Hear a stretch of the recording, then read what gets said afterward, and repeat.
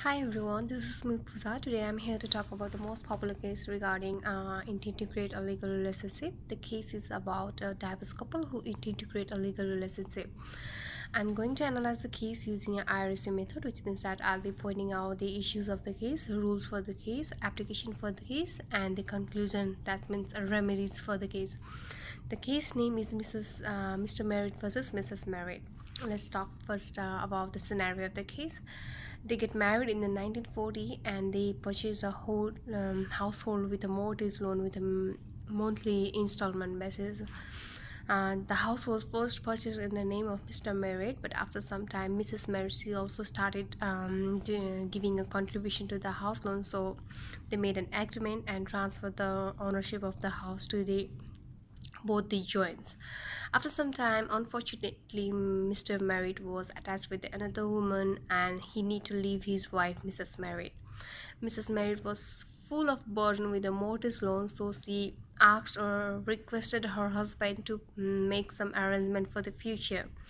As a solution, they made an agreement that he will be paying a pound 40 until she finishes the mortgage loan, and he will transfer the ownership when she complete the repayment of the mortgage loan.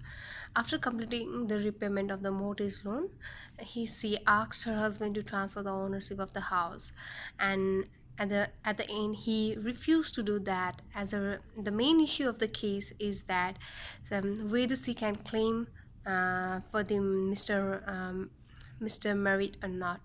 In this case, Mrs. Merritt is a plaintiff and Mr. Merritt is a defendant. Whether the issue of the case is that whether she can claim under any act like a married woman property act or not, whether she can claim that the house belongs to her or not. This is the main issue of the case. Now I'm going to the rules for the case. The main rules of the case is that they are creating a legal relationship, because though they are before a married couple, but they right now they are divorced, and they made an agreement. It was a written agreement that he will be paying a pound 40 and he will be transferring the ownership of the house when they complete the repayment of the mortgage loan. So he was not transferring the ownership of the house. That means he need to transfer the ownership of the house. They are creating a legal relationship. It was not a household relationship, as like Balfour versus Balfour. In that case also, they were living together, they were married, and they did not made an agreement like a written agreement, so they were not intend to create a legal relationship. But in this case, intend to create a legal relation. That's the rules of the this case. And application of the case is that it applies to a valid contract or a commercial contract. When they made an agreement, written agreement, and they are living together, that's a valid enforceable contract. Because everything which go beyond a domestic agreement or a social agreement, which has a evidence like of written agreement, which has a evidence like they are not living together, which has a evidence like they are making a commercial agreement, means it should be enforceable by the law.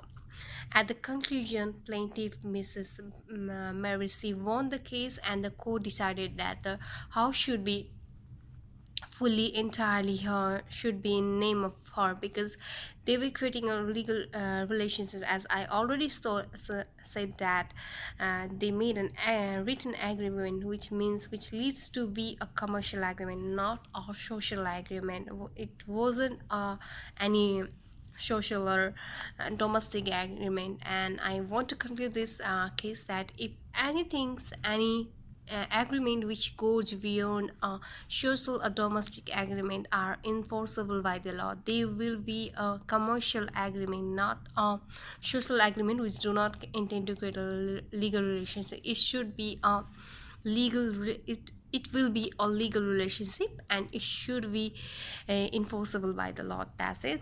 Thank you for watching a video, and thank you so much.